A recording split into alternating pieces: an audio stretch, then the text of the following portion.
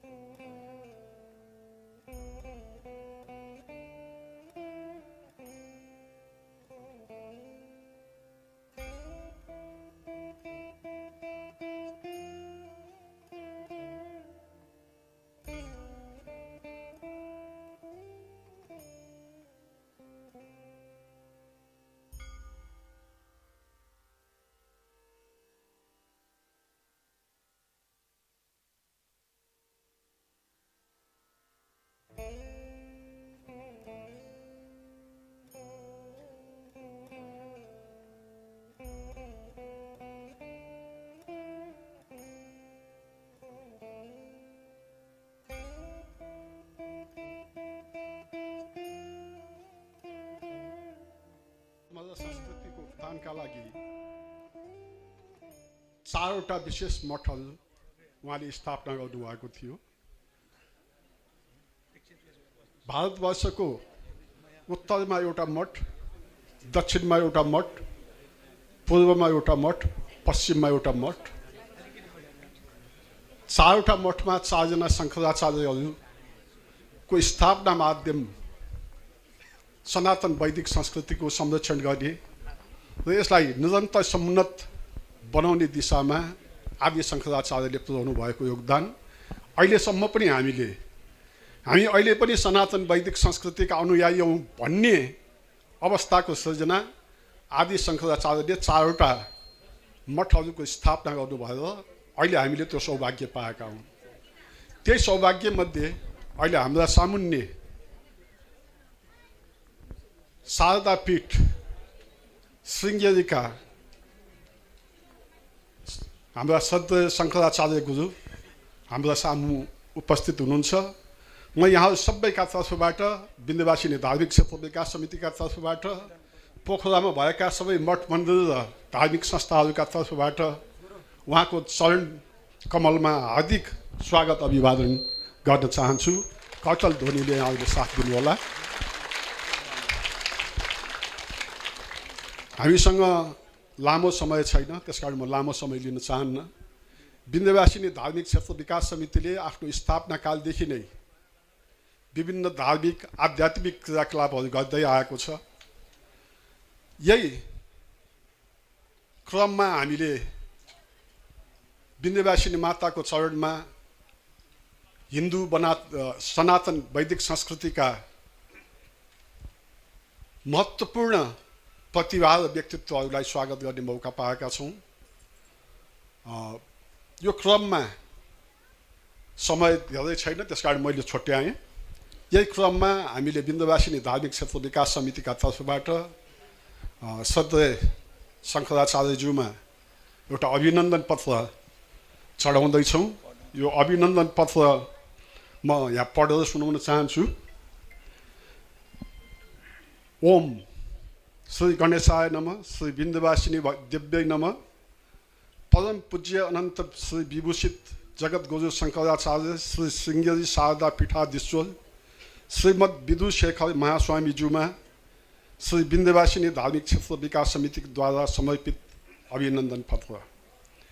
आद्य जगत गुरु भगवत्पाद श्री शङ्कराचार्यद्वारा वैदिक सनातन धर्मका उत्थानका निमित्त संस्थापित पावन पीठहरूमध्ये कृष्ण यजुर्वेदका दिव्य सार एवं अहम ब्रह्मास्मि महावाक्यका प्रवर्तक दक्षिणान्याय श्री सिंहजी शारदा पीठका पीठाधीश्वर सनातन वैदिक धर्म अद्वैत वेदान्त तथा पूर्वीय आध्यात्मिक परम्पराको संरक्षण सम्वर्धन र प्रचार प्रसारमा हजुरको योगदान सम्पूर्ण वैदिक हिन्दू समाजका लागि प्रेरणाको अक्षय स्रोत बनेको छ।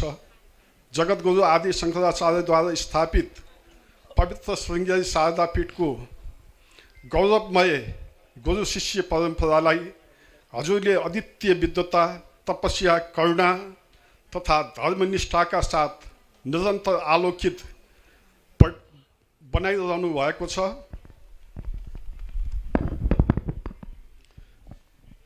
भगवान वेदव्यास, महर्षि वशिष्ठ तथा माता सीता आदिको अनन्त विभूतिहरूको जन्मभूमि नेपालमा हजुरको पावन आगमनले हामी सम्पूर्ण हिन्दू समुदाय अत्यन्त गौरवान्वित भएका छौँ। माता विन्ध्यवासिनीको विशेष करुणामय दृष्टि सदैव हजुरमाथि रहिरहोस् एवं पुनः पुनः आमा विन्ध्यवासिनीका पावन दर्शनका लागि यहाँ आगमन गर्ने प्रेरणा प्राप्त भइरहोस् भन्ने हार्दिक प्रार्थना गर्दछौँ। श्री विन्ध्यवासिनी धार्मिक क्षेत्र विकास समिति पोखराका तर्फबाट हजुरको नेपाल यात्रा सफल रहोस् भन्ने कामना गर्दै हार्दिकताका साथ यो श्रद्धा, सम्मान तथा अभिनन्दन पत्र अर्पण गर्दछौँ। लोका समस्ता सुखिनो भवन्तु। गणेश बहादुर श्रेष्ठ अध्यक्ष। इति सम्वत 2083 ज्येष्ठ 12 गते रोज 3 शुभम। अध्यक्षज्यूले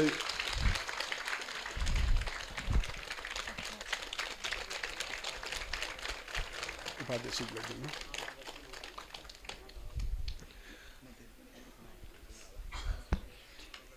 विन्ध्यवासिनी माताको पावन तस्बिर श्री शङ्कराचार्यज्यूमा समर्पित गरिदिनुहुन्छ।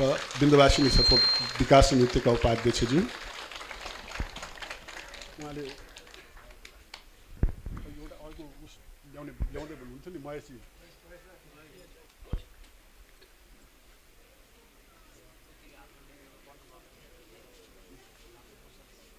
हाम्रो कुन संस्थाको नामबाट?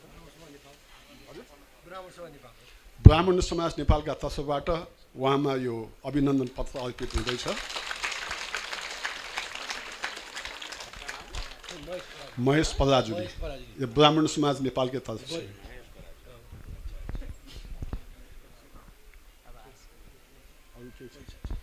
म श्रद्धेय महास्वामी शङ्कराचार्यज्यूलाई आशीर्वचनका निम्ति निवेदन गर्न चाहन्छु।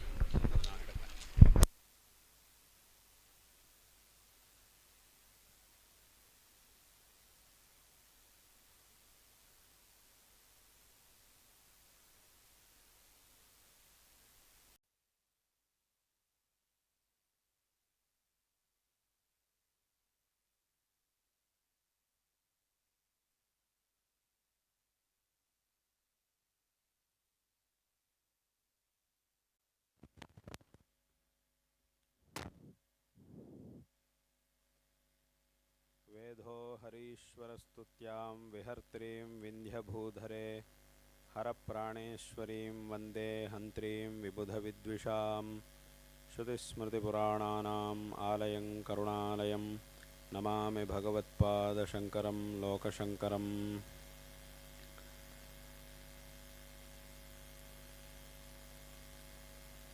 हमारे सनातन हिंदू धर्म, वैदिक धर्म की परंपरा में अनादिकाल से भगवती की उपासना, शक्ति स्वरूपिणी भगवती की उपासना की जा रही है।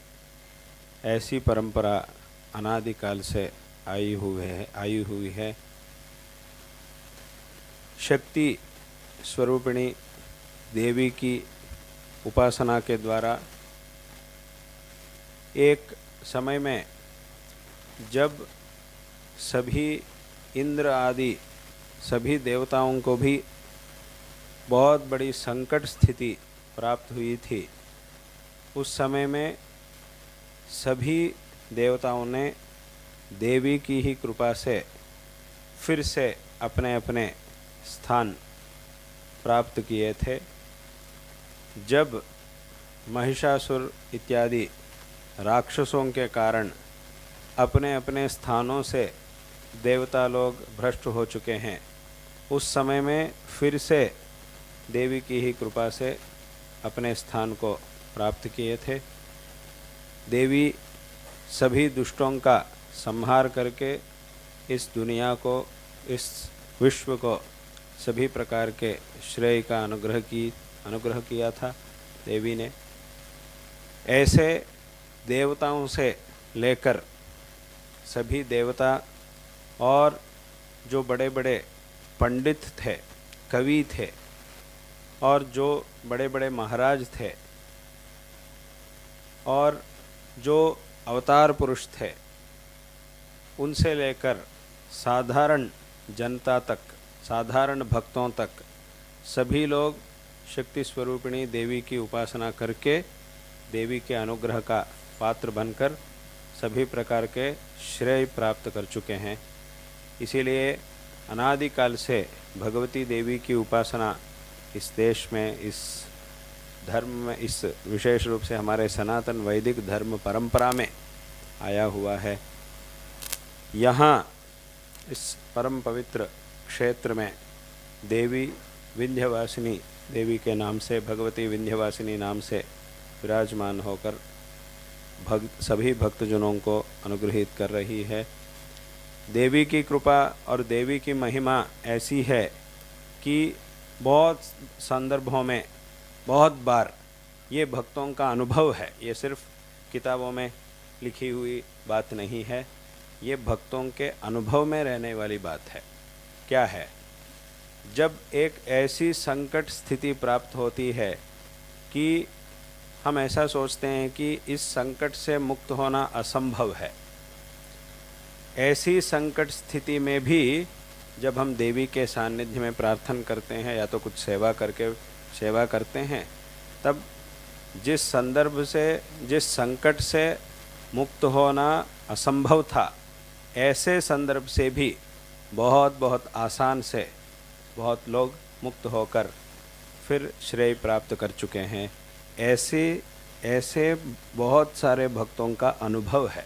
बहुत बार बहुत भक्तों ने इस विचार को बार बार अनुभव किया। ऐसा एक विचार है, ऐसी महिमा है देवी की महिमा। इसीलिए महाभारत में एक संदर्भ है, जब दोनों भी सेना कुरुक्षेत्र युद्ध में भाग लेने के लिए आई थी। दोनों के, पांडवों की सेना और कौरवों की सेना दोनों भी वहाँ उपस्थित थी। उस संदर्भ में, मतलब युद्ध होने से पहले, युद्ध तो ये महाभारत का जो युद्ध है, कुरुक्षेत्र युद्ध है, ये सिर्फ दो राजाओं के बीच में होने वाला युद्ध नहीं है, या तो दो पक्षों के बीच में, दो सेनाओं के बीच में होने वाला युद्ध नहीं है। ये धर्म और अधर्म दोनों के बीच में होने वाला युद्ध है। तो ऐसे एक युद्ध के संदर्भ से पहले भगवान श्री कृष्ण जी स्वयं अर्जुन से कहते हैं कि अभी ये युद्ध धर्म और अधर्म के बीच में होने वाला युद्ध है। अगर इस युद्ध में तुम्हें विजय प्राप्त होनी है तब तुम्हें अवश्य और एक काम करना चाहिए। अब तुम युद्ध के लिए तैयार हो, पूरी तरह से तुम तैयार हो या नहीं? तब अर्जुन ने कहा मैं तैयार हूँ, परंतु तुम पूरी तरह से तैयार नहीं हो, और एक काम बाकी है तेरे लिए, और एक काम करना चाहिए, एक काम बाकी है। अगर उसे नहीं करोगे तुम युद्ध में तुम विजय को प्राप्त नहीं कर सकते हो। तो कौन सा काम आप आज्ञा कीजिए, मैं करूँगा, ऐसा अर्जुन ने कहा। तब भगवान श्री कृष्ण जी ने कहा कि तुम्हें देवी की कृपा का पात्र बनना है, देवी के अनुग्रह का पात्र भी तुम्हें बनना चाहिए। वो एक बाकी है, अगर वो नहीं होगा तब तुम इस युद्ध में विजयी नहीं बन सकते हो।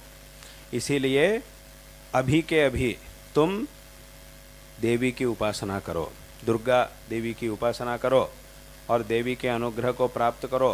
देवी तुम्हें विशेष रूप से अनुग्रहित करेगी और इसके द्वारा तुम और भी शक्ति प्राप्त कर सकते हो, क्योंकि शक्ति ही देवी है। इस दुनिया में हर एक पदार्थ के अंदर जो शक्ति होता है वो भगवती का ही स्वरूप है, भगवती का ही वो स्वरूप है। इसीलिए देवी की कृपा का पात्र बनने के बिना युद्ध में तुम विजय प्राप्त नहीं कर सकते हो। इसीलिए देवी की प्रार्थना करो, ऐसा कहते हैं भगवान। और तुरंत ही अर्जुन ने भगवान की आज्ञा के अनुसार उसी संदर्भ में तुरंत ही सब कुछ छोड़कर तपस्या के लिए बैठता है, तपस्या करता है, बहुत श्रद्धा से, बहुत भक्ति से देवी की प्रार्थना करता है। तब तुरंत ही वहाँ दुर्गा माता देवी प्रत्यक्ष होती है, प्रत्यक्ष दर्शन देकर आशीर्वाद करती है और अनुग्रहित करती है। अर्जुन के लिए विशेष शक्ति, विशेष अस्त्र भी प्रदान करती है। उसके बाद अर्जुन ने युद्ध किया। उस संदर्भ में अर्जुन ने देवी का एक स्तोत्र की भी रचना की थी अर्जुन ने, वो उसको हम महाभारत में देख सकते हैं। महाभारत में जो भीष्म पर्व है उसमें हम देख सकते, क्योंकि युद्ध तो उसी भीष्म पर्व में ही प्रारंभ होता है, जहाँ भगवद गीता, भीष्म पर्व में जहाँ भगवद गीता है उससे पहले ये अध्याय, एक अध्याय में इस विचार को हम देख सकते हैं भगवद गीता में, महाभारत में। इसीलिए स्वयं भगवान श्री कृष्ण जी ने भी अर्जुन को आज्ञा दी थी कि तुम्हें देवी की उपासना करनी है, देवी की उपासना एक बाकी है, अगर वो नहीं होगी तब तुम्हें युद्ध में विजय नहीं मिलने वाली है। ऐसा कहने पर अर्जुन ने भगवती की उपासना की थी, उसे हम देख सकते हैं। इसीलिए भगवती की उपासना का इतना सामर्थ्य है, इतनी महिमा है, इतना विशेष है, वैशिष्ट्य है। तो यहाँ विशेष रूप से भगवती का, विंध्यवासिनी देवी का दिव्य सान्निध्य यहाँ विराजमान है। हजारों लाखों भक्त लोग यहाँ आ रहे हैं, देवी की कृपा का पात्र बन रहे हैं। ये बहुत बहुत संतोषजनक बात है। इसीलिए हमारी इस यात्रा के संदर्भ में भी, जब हम यहाँ आए हैं, पोखरा में आए हैं यात्रा के संदर्भ में, इस संदर्भ में भी यहाँ आकर देवी का दर्शन प्राप्त करके कुछ समय यहाँ रहकर हमारी ये जो नित्य पूजा होती है, हमारे जो भगवान चंद्रमौळीश्वर और भगवती शारदांबा का जो नित्य पूजा होती है, उसे इस क्षेत्र में हमने करने का संकल्प किया। तो यहाँ आए हैं, यहाँ इसकी पूजा अब कुछ देर होने के बाद होने वाली है। ये पूजा भी इसी मंडप में, हमारे जो शिवलिंग है, जो सदियों से जिसकी पूजा की जा रही है, हर रोज़ इसकी पूजा, शिवलिंग की पूजा, हमारी स्फटिक शिवलिंग की पूजा हर रोज़ होती है। उसके बिना हमारा दिन समाप्त नहीं होता है। तो ऐसी पूजा को इस क्षेत्र में, इस संदर्भ में यहाँ करने का संकल्प लेकर आज यहाँ आए हैं। यहाँ आप सभी लोगों की इस विशेष भक्ति से, विशेष श्रद्धा से हमारा मन बहुत बहुत प्रसन्न हो रहा है। इस संदर्भ में आप सबको भी हम नारायण स्मरणपूर्वक आशीर्वाद दे रहे हैं। और विशेष रूप से जैसा अभी हमने कहा कि देवताओं से लेकर जो बड़े बड़े महापुरुष थे, अवतार पुरुष थे, जो बड़े बड़े महाराज भी थे, जो बड़े बड़े पंडित थे, बड़े बड़े कवि थे, सभी लोगों ने देवी की उपासना से विशेष अनुग्रह प्राप्त करके एक विशेष प्रतिष्ठा को उन्होंने प्राप्त किया। महाकवि कालिदास के बारे में हम कहते हैं, उनके नाम से ही वो भगवान की, देवी की उपासक थे, इसे हम जान सकते हैं। संस्कृत में बहुत बड़े कवि जो कवि थे, उनसे पहला नाम कहा जाता है महाकवि कालिदास का। उनका नाम ही कालिदास था, क्योंकि वो भगवती की उपासना के द्वारा ही उन्होंने विशेष शक्ति प्राप्त की। उनकी कविता शक्ति का मूल है देवी की कृपा। इस प्रकार जो बड़े बड़े महापुरुष थे, सभी लोगों ने, पंडित, विद्वान, सभी लोगों ने कवि सभी लोगों ने देवी के विशेष अनुग्रह के पात्र बने थे। और विशेष रूप से आज हमारे ये जो सनातन हिंदू धर्म है, इसका विशेष रूप से उद्धार करके जिन्होंने पुनः इस धर्म को संस्थापित किया और जिनके अवतार से ही, ऐसे कहने पर कोई गलती नहीं हो सकती है, जिनके अवतार से ही आज हमारे इस देश में ये धर्म, सनातन वैदिक धर्म आज भी जीवित है। ऐसे महापुरुष थे जगतगुरु श्री श्री आदिशंकर भगवत्पादाचार्य जी। जगतगुरु आदिशंकराचार्य जी का अवतार अगर नहीं हुआ होता, आज हम इस दुनिया में कहीं भी एक भी मंदिर को देख नहीं सकते थे, एक भी वेद मंत्र का हम श्रवण नहीं कर सकते थे। धार्मिक विचार हो या तो आध्यात्मिक या तो तत्व के विचार हो, किसी को भी हम सुनने के लिए, किसी भी विचार करने के लिए हमें मौका नहीं मिलता था। परंतु आज हम धर्म का आचरण कर रहे हैं, सनातन हिंदू धर्म का आचरण, वैदिक धर्म का आचरण कर रहे हैं, वेद और शास्त्रों को श्रवण कर रहे हैं। आज भी ये वैदिक मार्ग आज भी जीवित है और हम अनेक प्रकार के धर्मों का आचरण कर रहे हैं। यथाशक्ति अपने अपने शक्ति के अनुसार, सामर्थ्य के अनुसार सभी लोग धर्म के आचरण कर रहे हैं, उसके द्वारा श्रेय प्राप्त कर रहे हैं। तो ये सब जगतगुरु श्री श्री आदिशंकराचार्य जी के अवतार से ही ये सब हो रहा है। क्योंकि शंकराचार्य जी के अवतार के समय में हमारे देश में ऐसी स्थिति थी कि बहुत सारे पक्ष हमारे देश में उपस्थित थे। एक व्यक्ति कहता था कि मैं जो कहता हूँ तत्व के विचार के बारे में, मैं जो कहता हूँ यही ठीक है, ऐसा यही अच्छा है, ऐसा एक व्यक्ति कहता था। और दूसरा व्यक्ति आके कहता था कि तुम जो कह रहे हो ये ठीक नहीं है, मैं जो कह रहा हूँ यही ठीक है, ऐसा कहता था। और तीसरा व्यक्ति आता था, वो भी कहता था तुम दोनों जो कह रहे हैं ये ठीक नहीं है, मैं जो कह रहा हूँ यही ठीक है, ऐसा और एक व्यक्ति आके कहता था। ऐसा बहुत सारे लोग आकर कहते थे। और आस्तिक भी लोग भी थे और नास्तिक लोग भी थे। नास्तिक लोग कहते थे कि आप सब जो कह रहे हैं वो ये है ही नहीं। ऐसे नास्तिक लोग, भगवान नहीं है, धर्म नहीं है, पुण्य नहीं है, पाप नहीं है, कुछ भी नहीं है।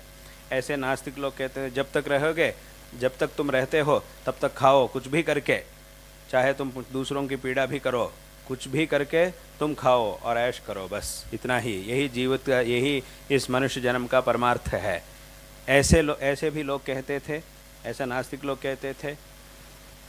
इसीलिए ऐसे एक संदर्भ में, परंतु सभी लोग बहुत जगहों में संघर्ष करते थे, ऐसे बहुत सारे पक्षों को लेकर संघर्ष करते थे। ऐसे एक संदर्भ में कहीं भी हम जाएंगे, सब जगह, हर एक जगह में भी संघर्ष, कहीं भी जाएंगे संघर्ष संघर्ष संघर्ष, कहीं भी लोग शांति से रहने का संदर्भ ही नहीं था। ऐसी एक स्थिति में शंकराचार्य जी का अवतार हुआ है, जगतगुरु श्री आदिशंकराचार्य जी का अवतार हुआ। उस समय में उन्होंने सबसे पहले जो नास्तिक लोग थे उनके साथ उन्होंने चर्चा की थी और उस चर्चा में उन सभी लोगों को उन्होंने पराजित कर लिया। पराजित करके उनको भी जो ठीक मार्ग है उसको दिखाया। जब नास्तिकों को पराजित कर लिया तो एक काम तो हो गया, एक समस्या तो परिहार हो चुकी है, एक समस्या की परिहार तो हो चुका है। और उसके बाद और एक समस्या प्रारंभ हो चुकी है, और एक समस्या का प्रारंभ हुआ है। क्या है? जो आस्तिक और नास्तिक, इन दोनों के बीच में जब संघर्ष होता था तब आस्तिकों के पक्ष से शंकराचार्य जी ने चर्चा करके नास्तिकों को पराजित कर लिया। और उसके बाद और एक समस्या का प्रारंभ हुआ है। क्या है? आस्तिकों के अंदर ही परस्पर संघर्ष हो रहा था।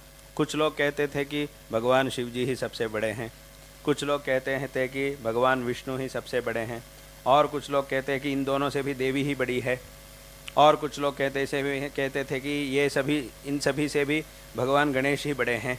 ऐसे ऐसे लोग एक एक पक्ष को लेकर अपने अपने विचार को प्रस्तुत करके हमारा पक्ष ही बड़ा है, ऐसे विचार, ऐसे वाद विवाद संघर्ष करने लगे।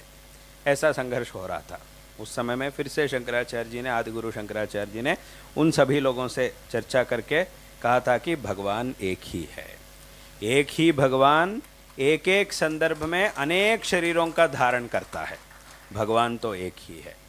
एक एक समय में भक्तों का अनुग्रह करने के लिए भगवान एक एक स्वरूप का धारण करते हैं। परंतु यहाँ भगवान तो एक ही है, क्योंकि अनेक भगवान तो हो ही नहीं सकते हैं। एक देश का एक ही प्रधानमंत्री हो सकता है एक समय में, दो प्रधानमंत्री एक ही समय में रहकर काम नहीं कर सकते। अगर दोनों बैठ जाएंगे तब ये कुछ कहेगा, वो कुछ कहेगा, उन दोनों के बीच में ही संघर्ष आ जाएगा। वो कहेगा कि मैं जो कह रहा हूँ ऐसा ही आपको करना है, और वो कहेगा कि मैं तुमसे कम नहीं हूँ, मैं भी प्रधानमंत्री ही हूँ, तुम भी हो, इसीलिए हम भी, मैं जो कहता हूँ यही से ऐसा ही करना चाहिए। अगर दोनों भी एक ही कहेंगे तब दो व्यक्तियों की आवश्यकता ही नहीं है, पर एक ही व्यक्ति पर्याप्त है।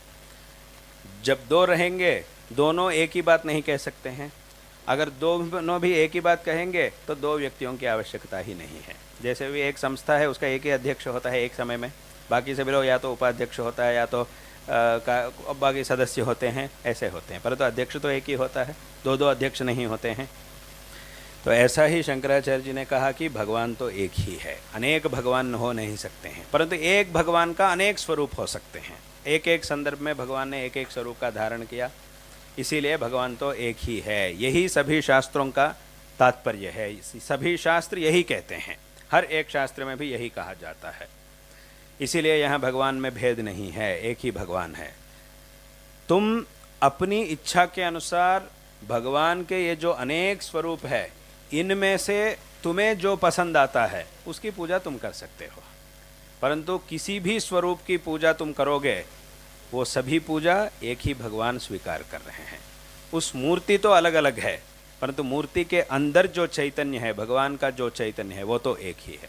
एक ही भगवान भक्तों के इच्छा के अनुसार, भक्तों की अभिरुचि के अनुसार जिस स्वरूप के द्वारा भक्त लोग भगवान की पूजा कर रहे हैं, उन सभी पूजाओं को भगवान एक ही भगवान स्वीकार करते हैं, सभी लोगों को भगवान अनुग्रहित करते हैं। ऐसा शंकराचार्य जी ने इस विचार को सभी लोगों को समझाया, सभी लोगों को उपदेश किया। इसके द्वारा सभी लोगों के मन में एक परिवर्तन उन्होंने पैदा किया था, और उसके द्वारा सभी लोगों में उन्होंने एकता लाई थी। इसीलिए तुम किसी की भी आज भी यही संस्कार शंकराचार्य जी ने हमारे वेद, शास्त्र, पुराण, इतिहास इत्यादियों के आधार पर जिस संस्कार को हमें दिया, यही संस्कार आज भी अनुवृत्त हो रहा है। हम सभी के अंदर भी यही संस्कार है।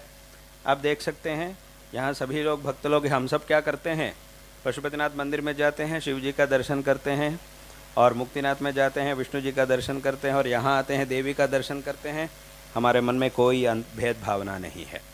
कहीं भी हम जाते हैं, अगर पशुपतिनाथ में जाएंगे तो पशुपतिनाथ नाम से शिवलिंग के रूप में जो भगवान है, परमात्मा, जो परमात्मा विराजमान है, उनका दर्शन हमने किया। और एक जगह में जब हम जाते हैं, यहाँ जब आते हैं विंध्यवासिनी में जब हम आते हैं, यहाँ देवी के स्वरूप में जो वही परमात्मा, जो परमात्मा पशुपतिनाथ के रूप में स्थित हैं, वही परमात्मा यहाँ देवी के रूप में स्थित हैं, उनका हम दर्शन कर रहे हैं।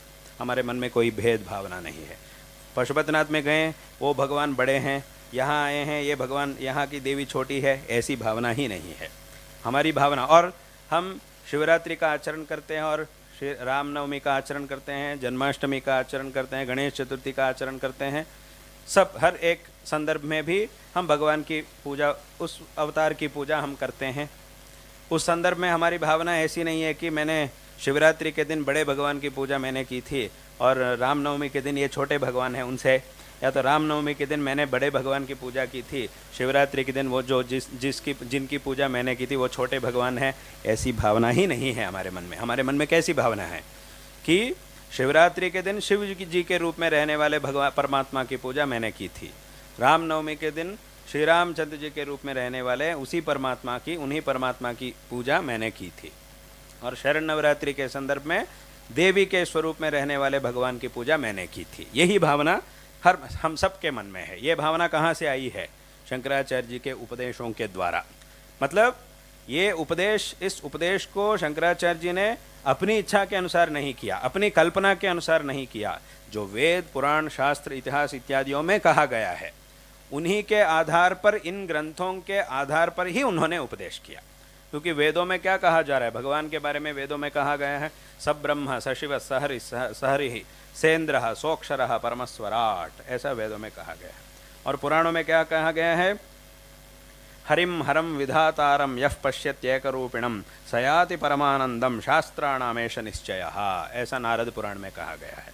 इत्यादि नारद इत्यादि पुराणों में ऐसा हरिम हरम विधातारम, जो हरि है, जो हर है यानी शिव जी है, जो विष्णु है, जो शिव है, या तो जो ब्रह्मा है, इन सभी में भी जो समान भावना, एक ही दृष्टि से जो देखता है इन सभी को, हरिम हरम विधातारम यः पश्यत एक रूपिणम, एक ही भगवान के 3 स्वरूप हैं, इस दृष्टि से जो देखता है सयाति परमानंदम, वही मोक्ष प्राप्त कर सकता है।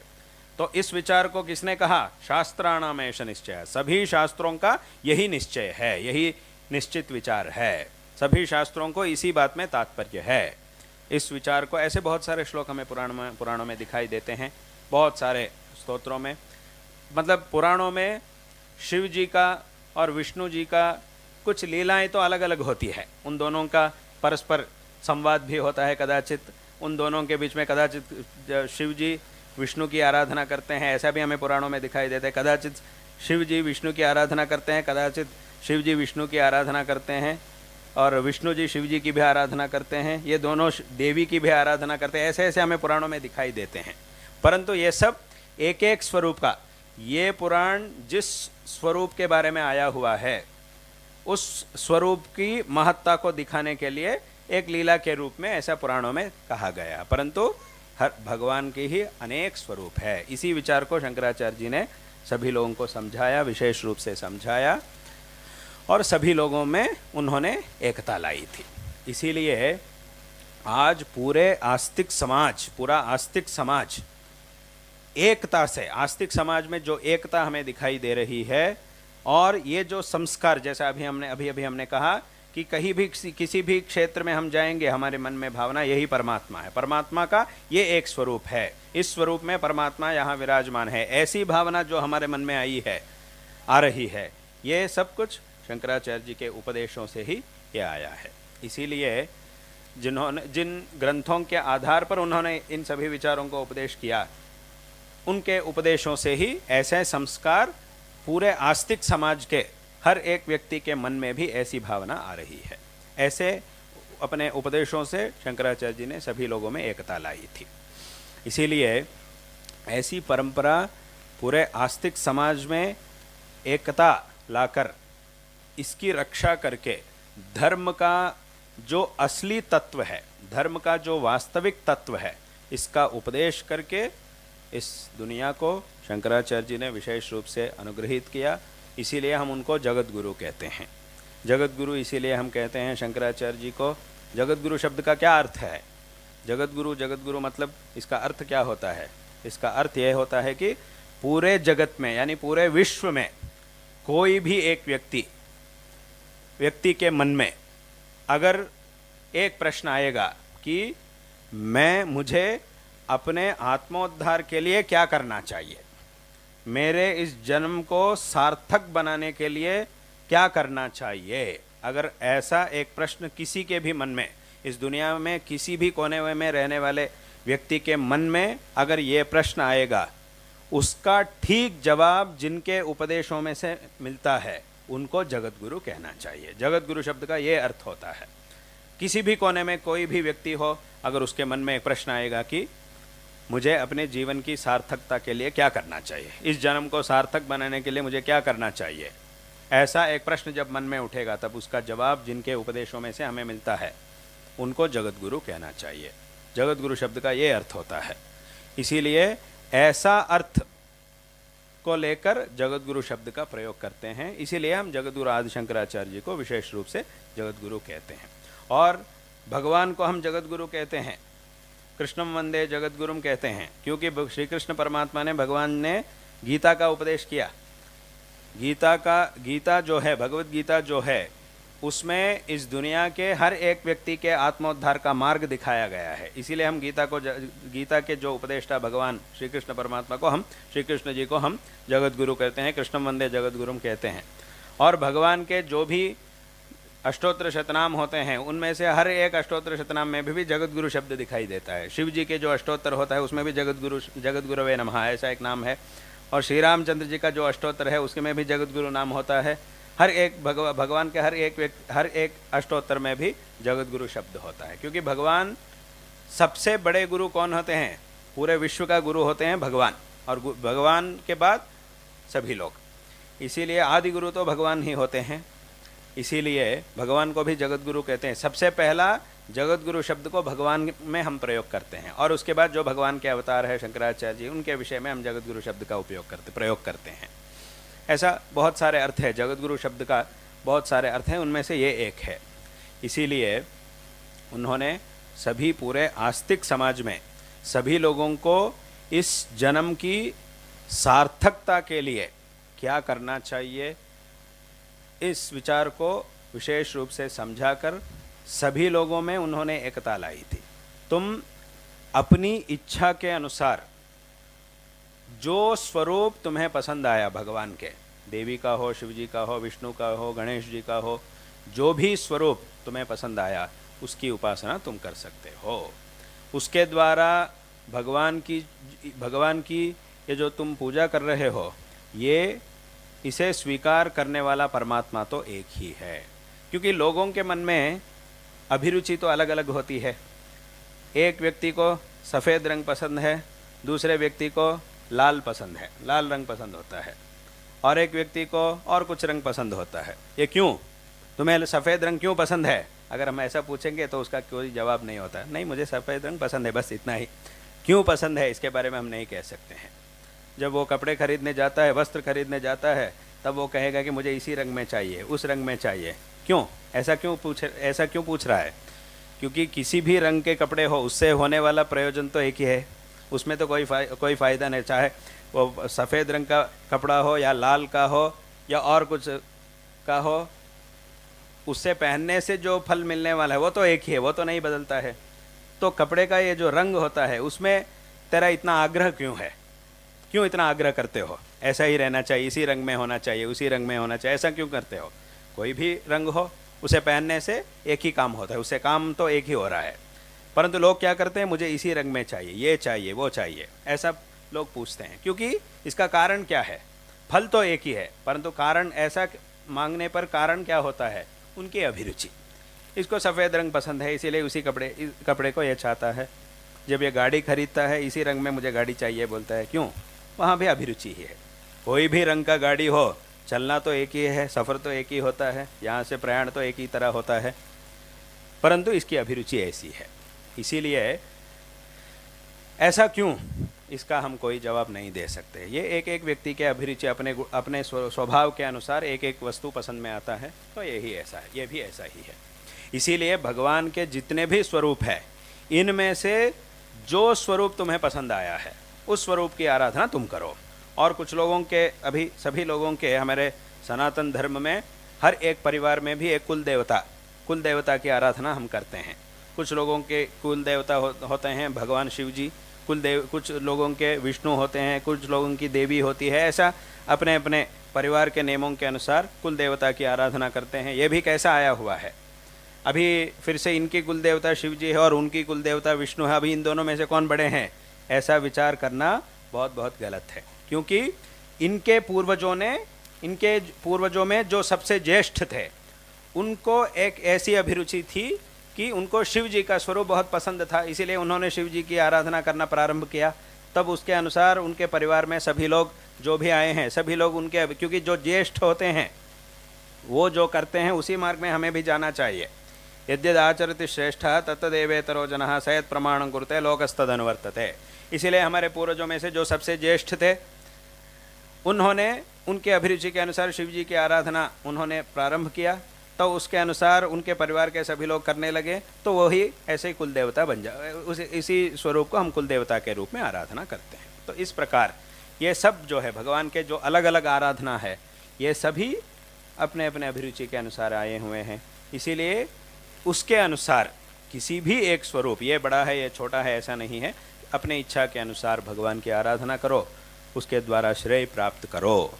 इस बात को शंकराचार्य जी ने उपदेश किया। इसके द्वारा जो आस्तिकों के अंदर जो संघर्ष थे, जो बहुत सारे संघर्ष थे, इनको उन्होंने दूर कर लिया, सभी लोगों में उन्होंने एकता लाई थी। इसीलिए आज भी ये जो आस्तिक समाज पूरे विश्व में आस्तिक समाज एक साथ जुड़ा हुआ है, तो इसका कारण है जगत गुरु श्री श्री आदि शंकराचार्य। उन्होंने ऐसा संस्कार हमें दिया, जो वेदों में शास्त्रों में जो तत्व उपदेश किया गया है उसको अच्छी तरह उन्होंने उपदेश किया, समझाया लोगों को, लोगों के मन तक, हर एक व्यक्ति के, समाज के हर एक व्यक्ति के मन तक उन्होंने उस विचार को पहुंचाया। तो उसके लिए उन्होंने कई ग्रंथों की रचना की और सभी जगह में उन्होंने संचार भी किया।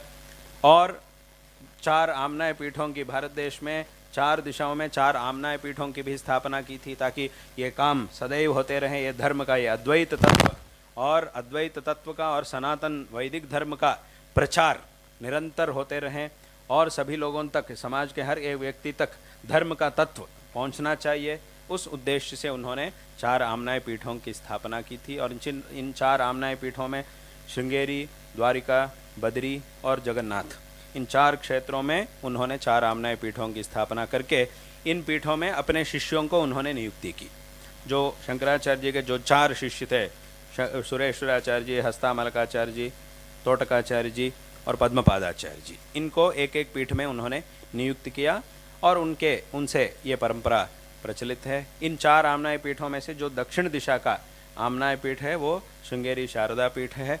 श्रृंगेरी में भगवती शारदांबा को उन्होंने प्रतिष्ठापित किया। शारदांबा ज्ञान प्रदान करने वाली देवता है, सभी विद्याओं की अधिदेवता है। इसीलिए विशेष रूप से लोगों को ज्ञान बहुत आवश्यक है। हर एक व्यक्ति के लिए भी ज्ञान बहुत बहुत आवश्यक होता है। ज्ञान के बिना हम कुछ भी नहीं कर सकते हैं। अगर कुछ काम करना है, सबसे पहला ज्ञान बहुत आवश्यक है, उसके बारे में ज्ञान बहुत। अगर हमारे पास ज्ञान नहीं है, तब जिनके पास है हम उनके पास जाके पूछते हैं, इसे कैसा करना है, आप मार्गदर्शन कीजिए। ऐसा हम जिनके पास ज्ञान है उनके पास जाके पूछते हैं। इसीलिए ज्ञान के बिना हमें कुछ नहीं हम कुछ नहीं कर सकते हैं।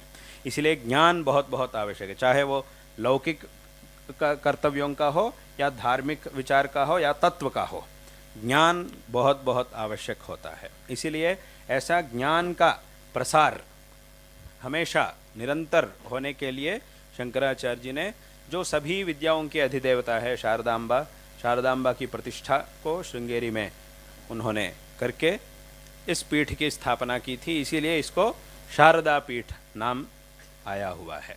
और यह दक्षिण दिशा का पीठ होने के कारण दक्षिणामनाय, आमनाय शब्द का अर्थ होता है वेद। 4 वेद हैं, इसीलिए 4 वेदों का 4 पीठों को उन्होंने स्थापित किया। उनका अवतार, शंकराचार्य जी का अवतार केरल में, भारत में, दक्षिण भारत में केरल राज्य में कालड़ी क्षेत्र में उनका अवतार हुआ है। और वहाँ से उन्होंने धर्म की संस्थापना कार्य प्रारंभ करके पूरे भारत में और यहाँ नेपाल में भी संचार करके विशेष रूप से धर्म की स्थापना उन्होंने सभी जगह में की थी। और इन 4 आमनाय पीठों की स्थापना करके अंत में जो केदारनाथ क्षेत्र है वहाँ जाकर अपने अवतार को शंकराचार्य जी ने समाप्त किया। इसीलिए शंकराचार्य का जो प्राचीन काल का श्लोक है, अवतीर्णश्च कालट्याम केदारेन्तर्हितश्च यः चतुष्पीठ प्रतिष्ठाता जयता शंकरो गुरुहु। अवतीर्णश्च कालट्याम, जिन्होंने कालटी क्षेत्र में अवतार किया, केदारे अंतर्हितश्च यः, केदारनाथ में जिन्होंने अपने अवतार की समाप्ति कर ली, चतुष्पीठ प्रतिष्ठाता, इस सनातन हिंदू धर्म का शाश्वत प्रचार के लिए 4 आमनाय पीठों की स्थापना जिन्होंने की थी, चतुष्पीठ प्रतिष्ठाता जयता शंकरो गुरुहु। ऐसे जगत गुरु शंकराचार्य जी को सदैव जय हो, ऐसा जयकार इस श्लोक के द्वारा हम कहते हैं। तो इसीलिए 4 आमनाय पीठों की स्थापना उन्होंने की थी। उनमें से दक्षिणामनाय पीठ श्रृंगेरी शारदा पीठ है। और इस पीठ के इस नेपाल देश के साथ विशेष संबंध भी है, प्राचीन काल से भी विशेष संबंध है, क्योंकि आज भी हमारे पीठ में 3 पर्व के संदर्भ में, जो 3 मुख्य, बहुत सारे उत्सव तो वहाँ होते ही रहते हैं, हर एक संदर्भ का भी उत्सव वहाँ होता है। उनमें से जो 3 मुख्य संदर्भ होते हैं, एक है नए वर्ष का आरंभ। नया वर्ष मतलब जनवरी नहीं, हमारे शास्त्रों के अनुसार जो नया वर्ष होता है उसका आरंभ, उसका आरंभ के दिन। और उसके बाद जो सन्यासियों के लिए अवश्य अनुष्ठेय व्रत, चातुर्मास्य व्रतानुष्ठान जो होता है, जो आषाढ़ पौर्णमासी के दिन होता है, आषाढ़ पूर्णिमा का दिन, व्यास पूर्णिमा जिसे हम गुरु पूर्णिमा कहते हैं, व्यास पूर्णिमा कहते हैं, उस दिन से जो चातुर्मास्य अनुष्ठान होता है वो एक दिन, नए साल का पहला दिन और व्यास पूर्णिमा के शुभ दिन और शरण नवरात्रि, क्योंकि श्रृंगेरी में अधिष्ठात्री देवता है शारदांबा। शारदांबा का देवी का बहुत बड़ा उत्सव है नवरात्रि उत्सव। और उस नवरात्रि के उत्सव में जो नवमी तिथि है, जो महत्वपूर्ण तिथि है नवमी दिन, उस तिथि में और विशेष रूप से मूला नक्षत्र, देवी के जो नवरात्रि उत्सव में जो मूला नक्षत्र होता है वो एक विशेष दिन होता है, और नवमी के दिन भी विशेष दिन होता है, और नौ दिन में ये दोनों और भी विशेष होते हैं। और इस मूला नक्षत्र के जो दिन है, इस दिन में इन तीन संदर्भों में नए साल के पहले दिन और आषाढ़ी पूर्णिमा के दिन और मूला नक्षत्र के दिवस, नवरात्रि में जो मूला नक्षत्र के दिवस, इन तीनों दिनों में बहुत शतमानों से जिन महाराजों ने श्रृंगेरी पीठ के विशेष भक्त होकर सेवा की थी, उनके द्वारा उस संदर्भ में जो सेवा की गई है और शाश्वत सेवा के लिए उन्होंने जिस निधि को इस पीठ के लिए समर्पित किया, उसके स्मरण के लिए इन तीनों संदर्भों में उनके नाम से, उन राज महाराजाओं के नाम से आज भी श्रृंगेरी पीठ में उनके द्वारा एक भेंट समर्पित किया जाता है। और उसमें नेपाल महाराज का भी होता है। 3 बार नेपाल महाराज का नाम से आज भी उनकी स्मृति में, आज भी जो उन्होंने बहुत सदियों से पहले उन्होंने किया था, निधि को स्थापित किया, उसके स्मरण में आज भी उनके नाम लेकर 3 बार, साल में 3 बार ऐसी समर्पणा श्रृंगेरी में आज भी ऐसी परंपरा है, उनका स्मरण करके इसका समर्पण कर किया जाता है। तो ऐसी परंपरा है जो अनादिकाल से, प्राचीन काल से भी ये एक विशेष संबंध श्रृंगेरी पीठ से, भारत देश से तो इस देश का विशेष संबंध तो है ही, उसमें अलग से कहने की आवश्यकता ही नहीं है, परंतु उसमें भी श्रृंगेरी पीठ के साथ इसका एक विशेष संबंध था, आज भी है, ऐसा एक संबंध आज भी है। तो इसे आज यहाँ आए हैं। आप सभी लोगों को, जैसा अभी हमने कहा, आप सभी लोगों की इस विशेष भक्ति से, विशेष श्रद्धा से हम बहुत बहुत संतुष्ट होकर आप सभी लोगों को नारायण स्मरण पूर्वक आशीर्वाद दे रहे हैं। शारदा चंद्रमौलीश्वरों की कृपा से और हमारे परम पूज्य गुरुदेव जो अभी इस दक्षिणामनाय श्रृंगेरी शारदा पीठ के 36वें शंकराचार्य के रूप में विराजमान होकर हम सबको अनुग्रहित कर रहे हैं, उनकी कृपा से हम आप सभी लोगों को सभी प्रकार के श्रेय प्राप्त होवे, ऐसा हम इस संदर्भ में नारायण स्मरण पूर्वक आशीर्वाद दे रहे हैं। सभी लोगों की जो श्रेय, सभी लोगों को विशेष श्रेय प्राप्त हो, ऐसा हम इस संदर्भ में हम नारायण स्मरण पूर्वक आशीर्वाद दे रहे हैं। और आप सभी लोगों की इस भक्ति को, विशेष श्रद्धा को देखकर हमें तो ऐसा लगता है कि यहाँ बार बार आना चाहिए, ऐसा हमें लगता है, ऐसा हमारा मन में ऐसा लग रहा है। इससे पहले तो 60 साल हुए थे, 60 साल पहले हमारे परम गुरु यहाँ आए थे, जो इस पीठ के 35वें आचार्य थे। वो 60 साल पहले वे यहाँ आए थे, कुछ दिन तक उनकी यात्रा यहाँ सब हुई थी उस संदर्भ में, और उसके बाद फिर 60 साल होने के बाद ही यहाँ आने का संदर्भ आया है। इसीलिए इस संदर्भ में आप सबको और एक बार नारायण स्मरण पूर्वक आशीर्वाद दे रहे हैं।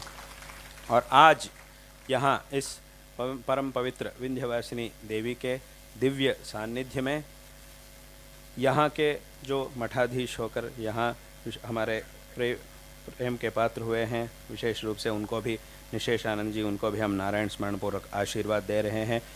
और उनके उत्तराधिकारी निर्भयानंद जी को भी हम आशीर्वाद दे रहे हैं।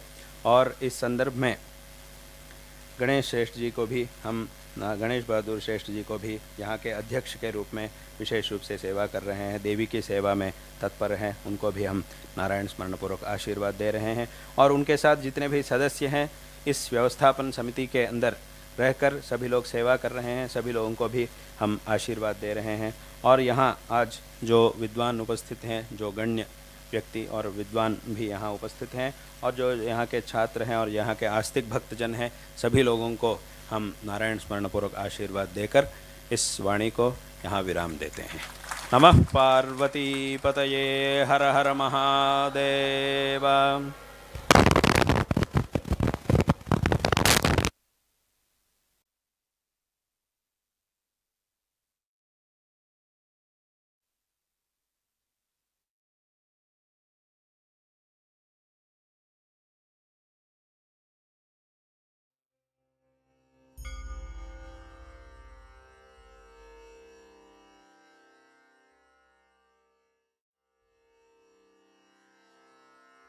है।